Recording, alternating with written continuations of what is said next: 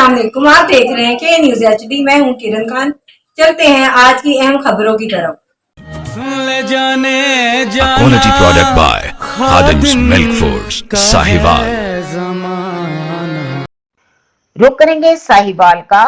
वफाकी वजीर बराए तखफीफ व गुर्बत समाजी तहफ़्फ़ुज़ सैयद इमरान अहमद शाह का मियो अस्पताल लाहौर का दौरा। उन्होंने बैतुल माल इनफरादी माली मुआवनत के निज़ाम और शफाफियत का तफसीली जायजा लिया।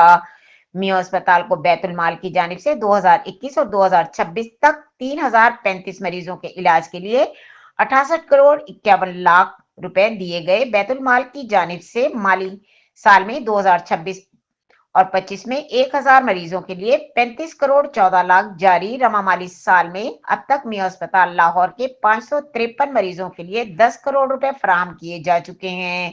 मियो अस्पताल में कैंसर के मरीजों के लिए गुज़िश्ता साल 19 करोड़ रुपए मुख्तस। वफाकी वजीर ने इससे कबल पिम्स और निम्स समेत बड़े अस्पतालों में फैसिलिटीज डेस्क के कयाम के अहकाम को जारी किए। वफाकी वजीर के मुस्तहिक मरीजों को बरवक्त इमदादी और निज़ाम को मजीद मौसर बनाने की हिदायत।